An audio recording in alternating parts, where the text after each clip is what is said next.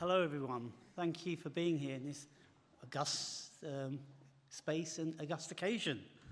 So welcome to the evening's event, which is the Wanda Barford Memorial Poetry Lecture, where all phones shall be switched off, including mine in a minute.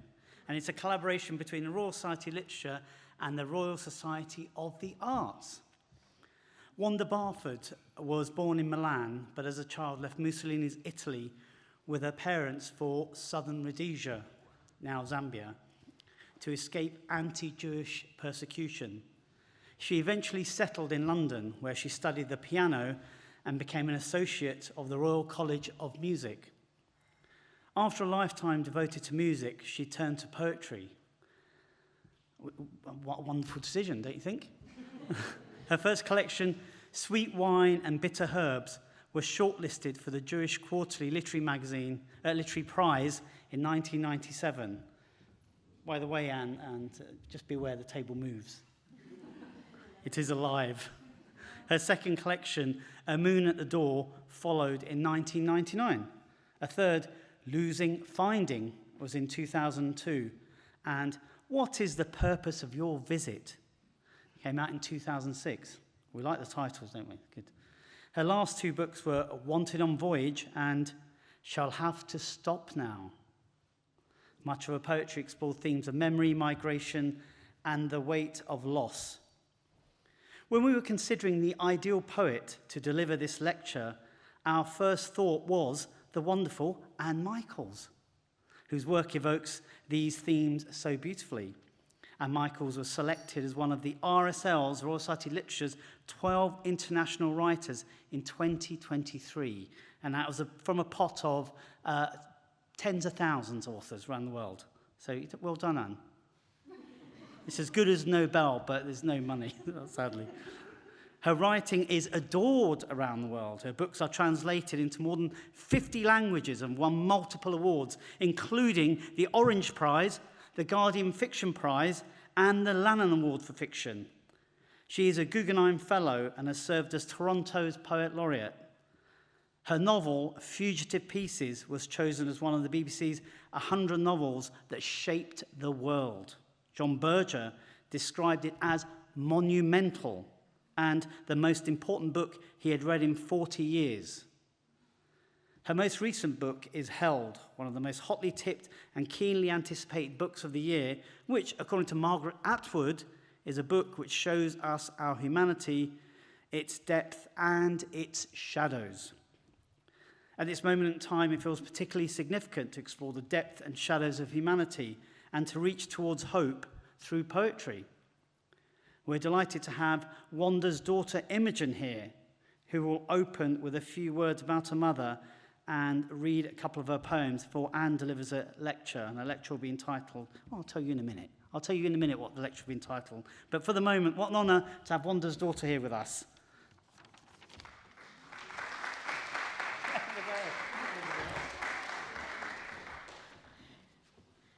Hello, everybody. Welcome. A very warm welcome. My mum, Wanda, would have loved to have been here tonight. She was a vibrant personality who loved a gathering, loved a party, loved music, art, literature, and above all, poetry. Her life was intertwined with two tyrants, Hitler and Mussolini. Looking on the bright side, she used to say that without them, she would never have learned the rich and subtle English language that she loved so much.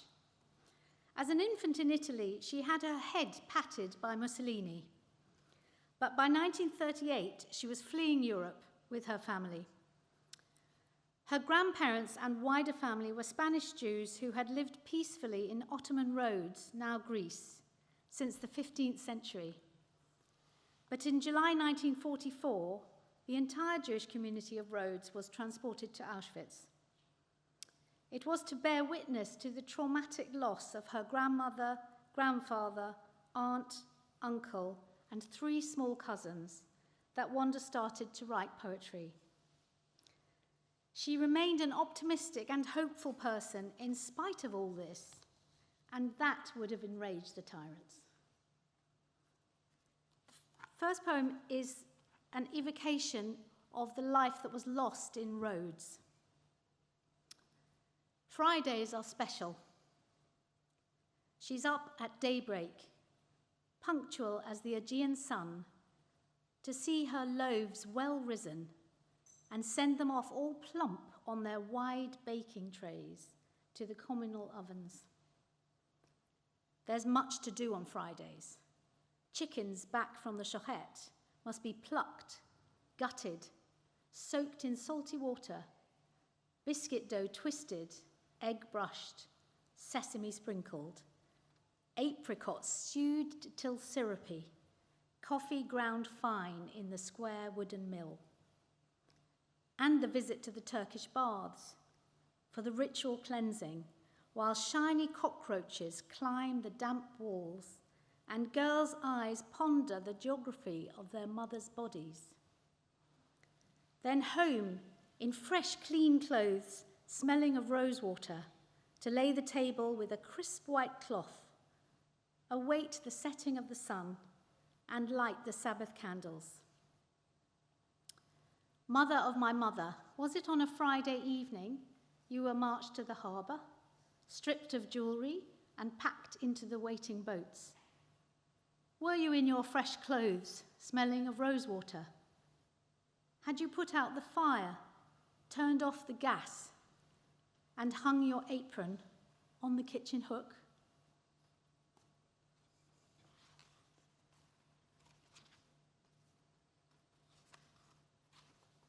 And the second poem is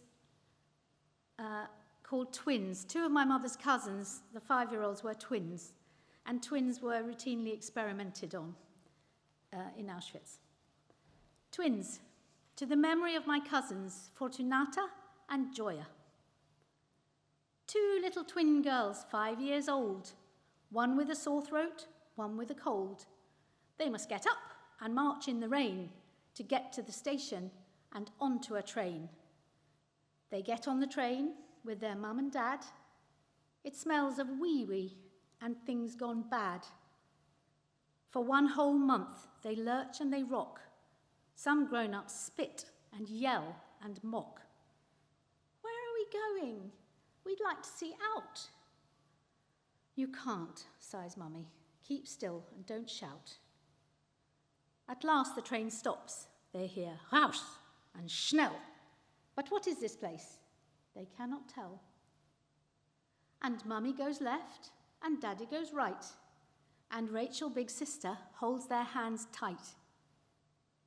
They're told, twins are nice, should go to hut 8. Let go sister's hand and stand up straight.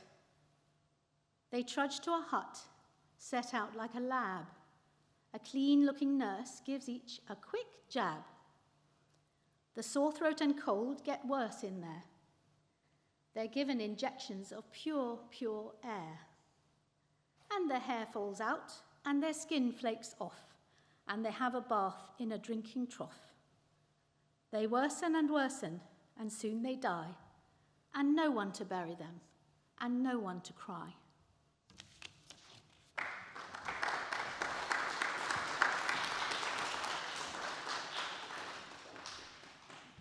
Thank you for that, Imogen. Quite a devastating poem. It's hard to follow that, isn't it? Incredible. I was obviously going to announce the title of the lecture and surprise you all, but then when I sat down, I realised it was already behind me. So in which case, I'll just mention one interesting fact about Anne Michaels. She was born April the 15th, the same day as Leonardo da Vinci. On that note, I invite our Leonardo to come up on stage. Anne Michaels, please give a round of applause.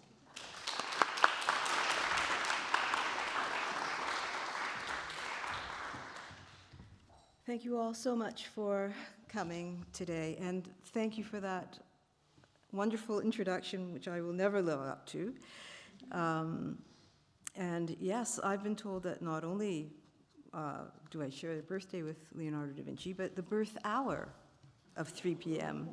So, and thank you so much for that reading, that extraordinary reading, to bring us all here in this place, space and time. Thank you. And a huge thank you to the Royal Society of Literature and to Michaela Broomberg for organizing this event and for inviting me here. Thank you.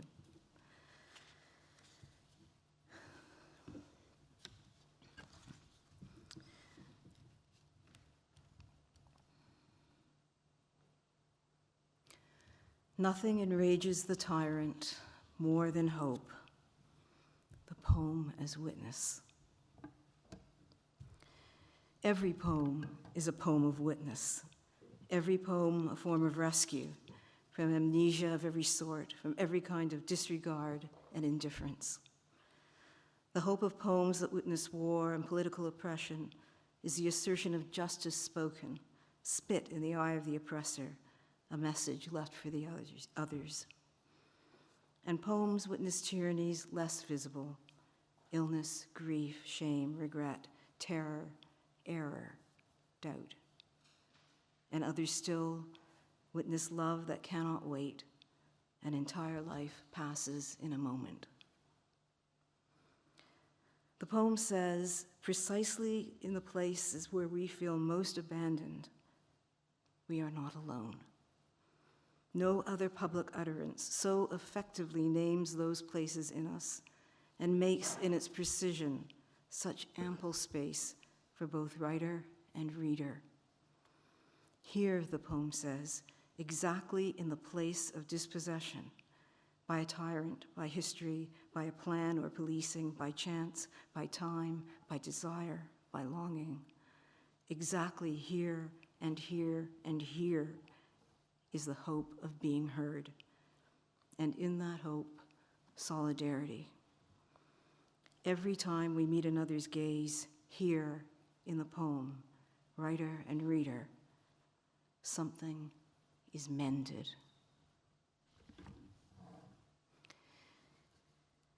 History doesn't care what we think of it.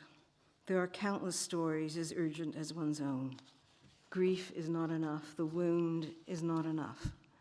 All the great poets of witness have understood that you must not write while crying.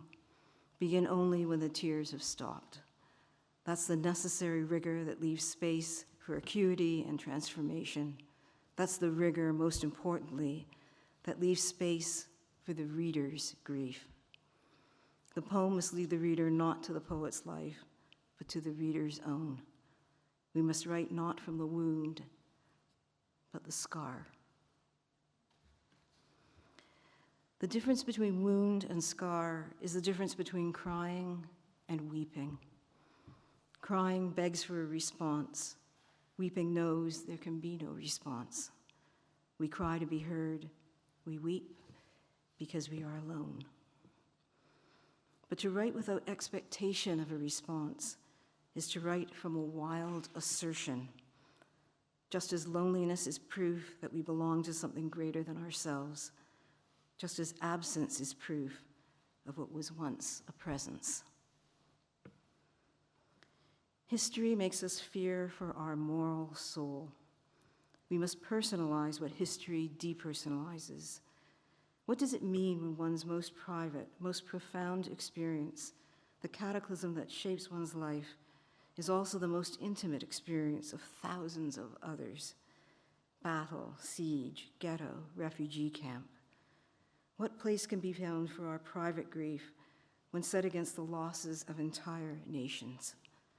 Labor migration, political exile, climate exile, mass dispossession of every kind. Poetry is the lonely, radical, precious expression of a single life. We cannot speak for others, and we cannot speak for the dead. Yet the very singularity of the poem speaks for all. The unique human soul who must cry out because of love, because of wounds, because of injustice, because of hunger, because we have lost someone we love and cannot bear that loss, because night comes on and we're alone, because morning comes and blessedly our children are still safe asleep beside us, because the language the migrant speaks in the street is not the language he dreams in, because parents sing lullabies in a language their children do not understand. Because any moment we might die, and where do we belong? Where we are born or where we are buried? Where our children are born, where we are abandoned, where we are wounded, where we are rescued, where love finds us. Poetry is born of all these things and everything else. It is a consuming, subjective experience of the body, which ensures we are alone and never alone. Language keeps us inextricably entangled and inextricably separate, just as a wall does not separate, but binds two things together. Sunday evening, winter morning, April dusk. Waking in a room so dark with rain, we thought it was night. Grief, loss, regret are not the end of the story. They are the middle of the story. The witness is both separate and bound to what is witnessed, not a part of.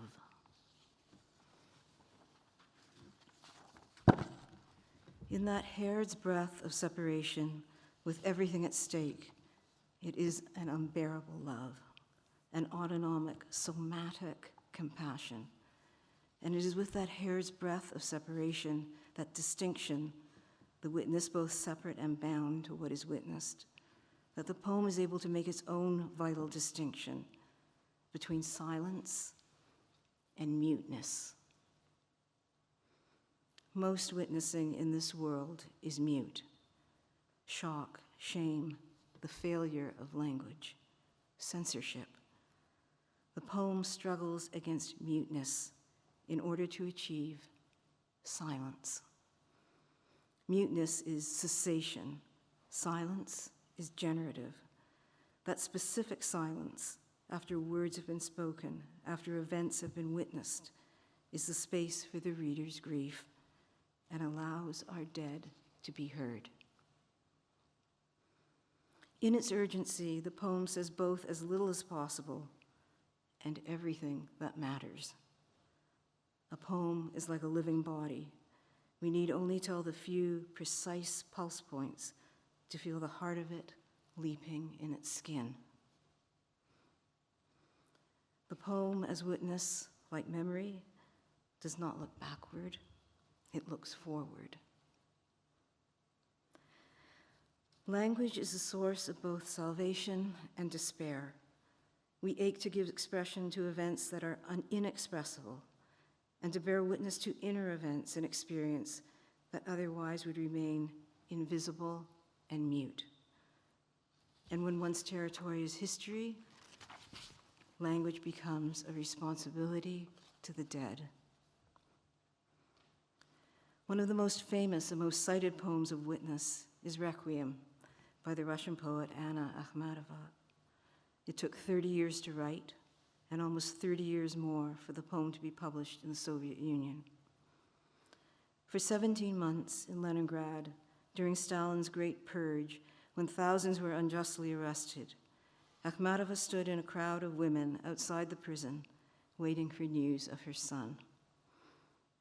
A woman beside her, as cold and desperate as she was, turned to Akhmatova and asked, not, what can we do, or how can we bear it, or how could this happen, but instead asked if what they were experiencing could ever be described.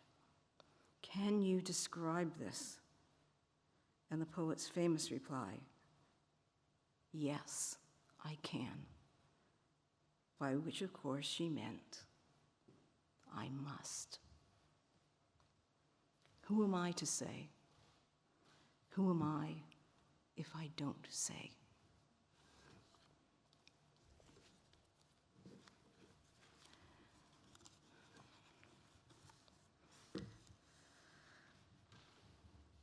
To write, because the dead can read. Because she thought everyone came home to find their family taken. Because the one closest to her cannot speak. Because he drew love into him from each body he entered. because they are keeping her from him, because the last time they met, he misunderstood her absolutely, because a finger can hold a place in a book, because a book rests in a lap, because words are secrets passed one to another on a train, the same train where letters were crammed between slats to be found by strangers, because they recognize each other over huge distances, because a true word everywhere is samizdat, because everything political is personal and not the other way around, because forgiveness is not about the past but the future and needs another name, because a true witness of your soul is sometimes one you've scorned, because it is possible to be married to someone who died many years before we were born, because he painted the intimate objects of their life together, not from observation, but from memory.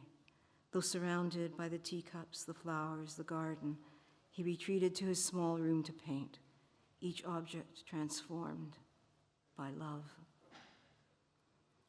Because words are mirrors that set fire to paper, because every day she risked her life for him, because he remembered this too late, because he was mistaken, because he was certain, because certainty and doubt consume each other like dogs in a parable, because of a Sunday morning in London, because of a cemetery in Wales, because of a mountain and a river, because he imagined himself an orphan, because an infant cannot carry herself, because of drawings on fax paper, because she sends her SMS with broken thumbs and an empty battery. Because to be heard, we do not need a pencil, and we do not even need a tongue, and we do not even need a body. Because the one who holds the pen, even if it's too dark to see the page, and even if the ink is his own blood, is free. Because an action can never be erased by a word. Because we set down what we cannot bear to remember. Because we cannot take back what we sang. Because the dead can read.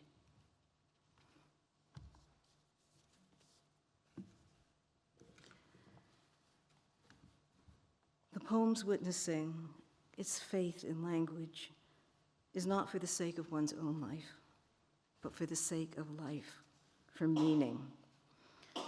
The hope that compassion is not beyond the grasp of language, that it is possible to love through language, and that through language injustice might be exposed and justice done.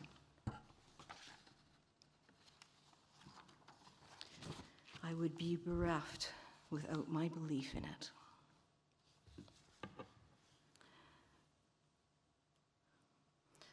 This is from a new novel called Held.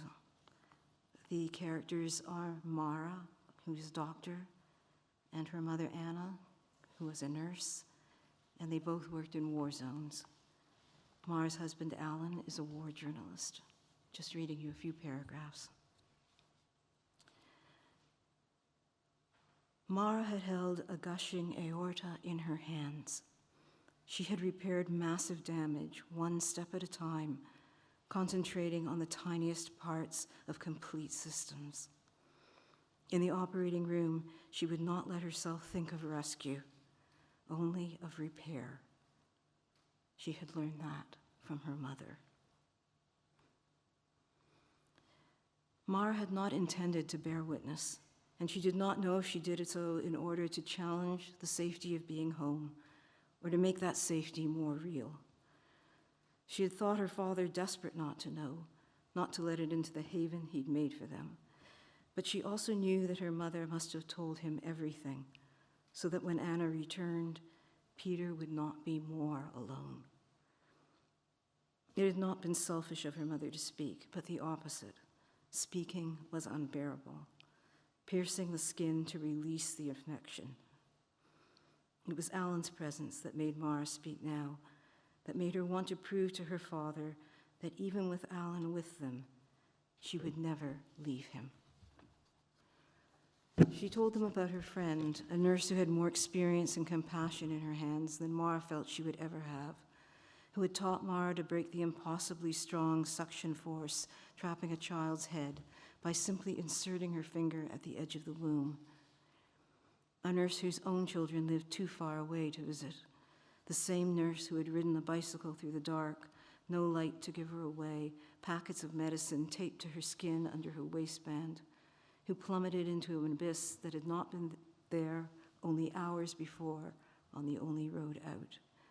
The medicine looted, her body looted, thrown away. Mara told them of surgery by electric torch, held by the patient's mother. Children too young to give birth. Doctors turned to ice with emotion. The nurse who fell asleep in the middle of an operation. The infant put back together after hours of surgery, only to be killed by a bomb that fell on the hospital a moment later. The father who kept a scrap of cloth tied with string around his neck, filled with teeth, proof his son had existed, though Mara knew he would never be sure if they were his sons. The same man who watched his shoes being stolen from his feet by someone who thought he was dead.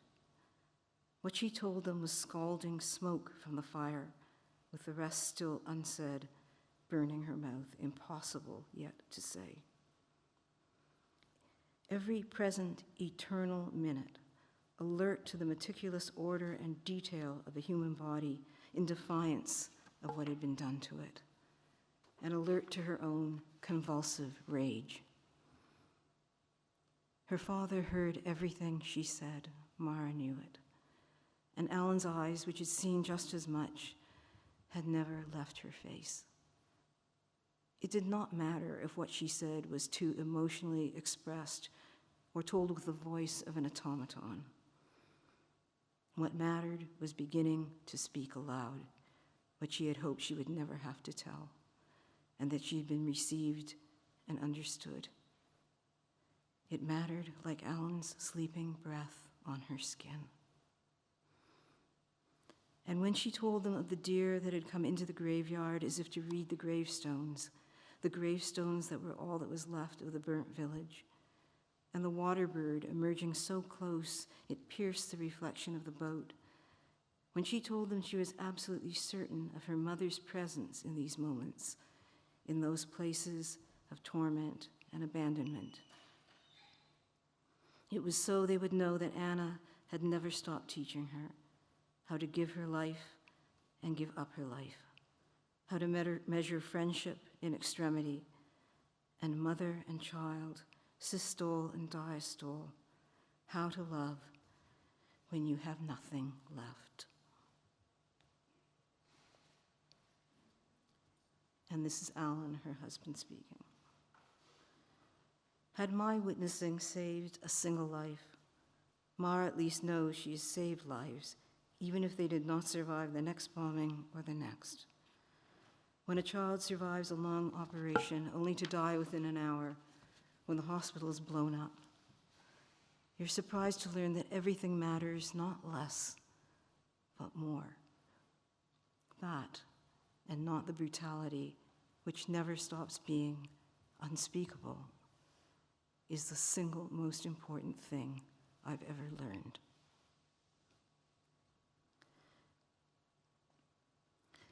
Do you think it's possible, Mara asked, for good to survive long enough, to outlast, to wait, to endure, while evil consumes itself? It was a philosopher's question, a parent's question, a lover's question. Was it a doctor's question? Alan wasn't sure. No, he said. He knew no one could get in or out now. She knew it too. It was a secret between them that they both knew the same failure, that even if they could go back there or elsewhere, they would not last a day. It would be a kind of suicide. They were no longer ice cold. Would it always feel like failure? They lay beside each other in the dark, Alan knew with all his soul that he loved her. Maybe, he said. When this book came out, I did an onstage event with the film director, Sarah Pauly, and towards the end of our talk, she asked me, what are you most proud of about this book? And of course, I'm never proud of anything once I'm finished, when the writing of it. But she was a very, very sincere question, and I said, and understood this to be true for the first time, that what I'm most proud of about in that book is a single word, and that word is maybe. Because it's a very different experience to face your own rage, your own anger, your own bitterness. But to see it in the face of someone you love changes how you think about it. And so that moment when Alan says no and then understands, looking at her, maybe, seems to me a very, very crucial shift that we need to understand and embrace right now. Every day writing this book, I ask myself, in these urgent times, what voice might be small enough to be heard? What do we need now? We measure history by events and actions, but this book wants to assert a different measure for history, the real and powerful effect of our inner lives, what we believe, what we value, what we love, what we aspire to. It is especially important to assert this now, when our values, compassion, ideals, aspirations as a species are being tested and will continue to be tested to the limit. Not apart, a part of.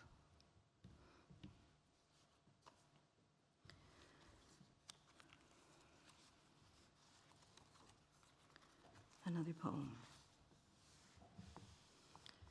This is a rather relentless poem in its structure, but very purposeful.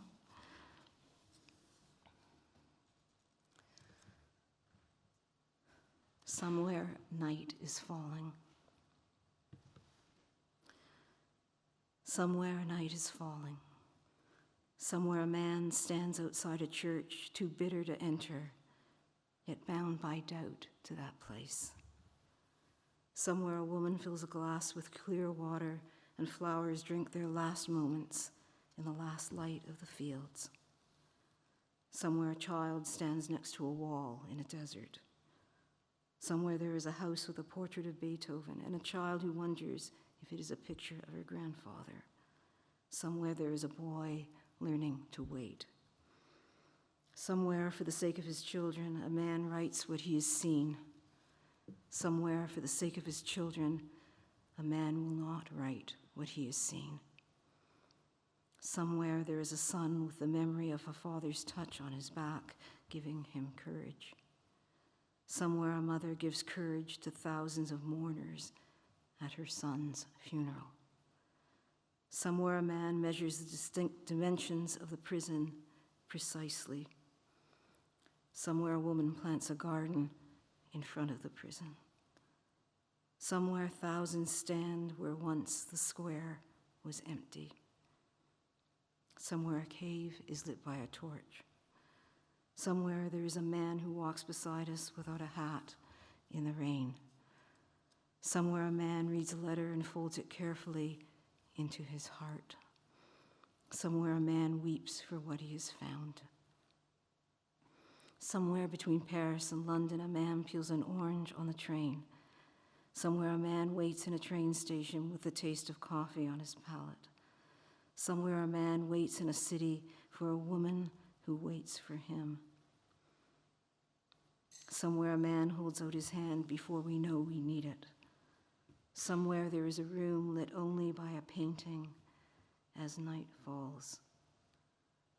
Somewhere there is a man who is not afraid to live in a woman's hope. Somewhere there is a man who has not forgotten anything and has written it down.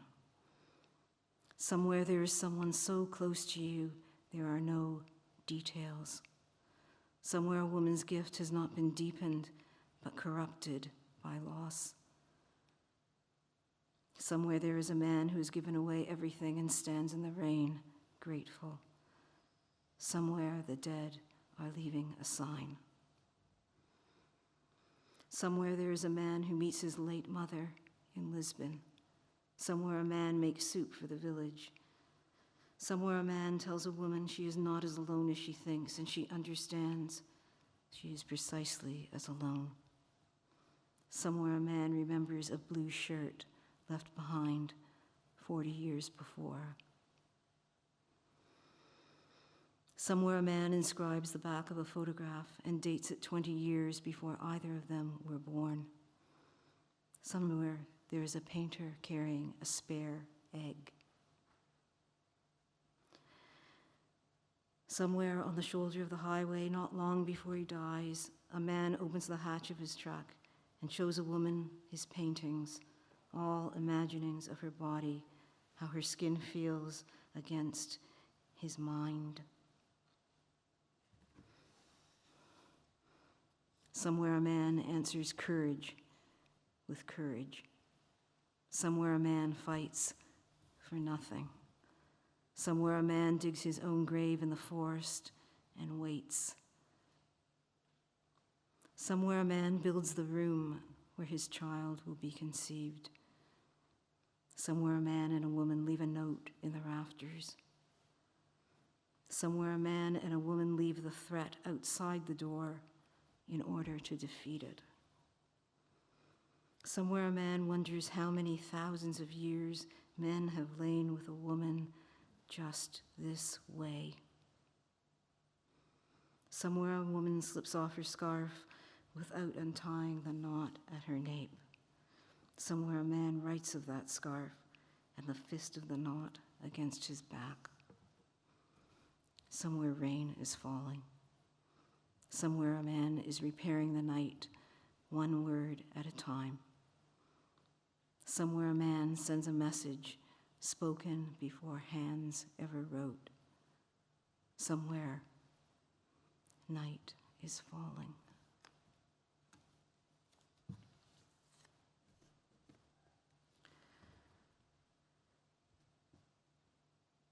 From when do we begin to count the dead?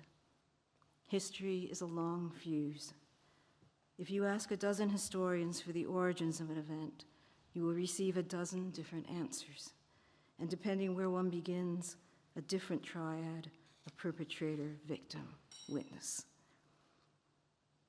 People can lose their homeland while they sleep, lying down in one country and waking in another without even rolling over in their beds. Borders redrawn and countries renamed in the night. The partitioned city, the coup, the ruins of bombardment. When we are forced to leave everything behind, what do we carry with us? Our language, our body, memory. Memory scavenges the ruins of history, seeking meaning.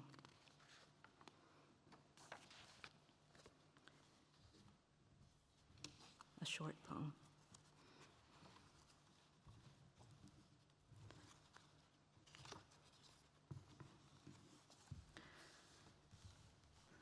Ask aloud. To taste the salt of the stars in the sea. To love another more than oneself. To know this is to know everything.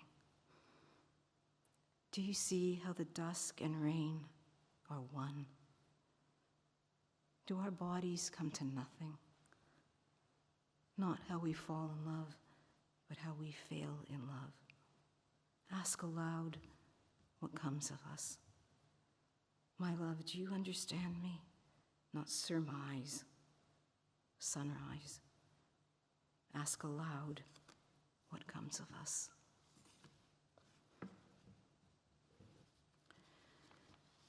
History, politics, the military, the corporate multinational, each itemize the cost of war. But the human body knows the cost is incalculable, an infinite scale of incalculable loss. Incalculable not only within a single lifetime, the shattering of childhoods, marriages, the obliteration of random beauty of countless present moments, but also loss infinitely magnified in lives and lineages never to be born. This is loss that cannot be itemized because it has been atomized. And not only this loss, this cost, but also that of the media's instant conflations and categorization of human experience, which, from the first announcement of war and occupation, rushes in with language to define the horror. Immediately, the process of interpretation and packaging begins to dominate and control the narrative, usurping the ungraspable intricacy of private loss, private grief, private experience. Instantly, the lake ices over, solidifies, obscuring both the accurate reflection and the complexity of the depths. The language of the body, the language of mother, daughter, father, son, lover, will come, but it will have to wrest its words from those already laid down as witness. This sequence cannot be otherwise. First, the report of observable horror, then later, the report of unobservable horror, the immeasurable trauma. There is, however, one way in which modern war has closed this gap between public horror and private trauma, in the fact that the battlefield is now the city. We no longer pretend to fight on designated ground. Instead, recognize the essential substratum where war has always been fought, exactly where we live, exactly where we have always believed we were sheltered, even sacredly so, in the place we sleep and wake, feed ourselves, love each other, the apartment block, the school, the nursing home. What history is war writing in our bodies now? War fought by citizens whose muscles have never before held a gun, or passed a child overhead, hand to hand, to a mother in a train car crammed immobile with refugees. The war being written in these bodies, in this child's body, will be read as war has always been read, stranger to stranger, parent to child, lover to lover. It must be told in this way, or we lose all history of each other. And even if it is possible to return to one city, even if one has never left, it will be a history told as it has always been told, far from home. There is no direction to turn now from our witnessing. Awake or asleep, we are complicit. The ice melts, the sea rises, the bombs fall. Power will do anything to maintain itself and will take everything down with it. But witness must become resistance. Waking in a room so dark with rain, we thought it was night. All the history of us.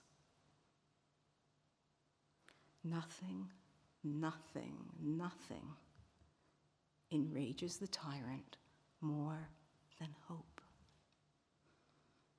Every poem, by daring to hold and name a moment, defies death. The shortest poem is a name.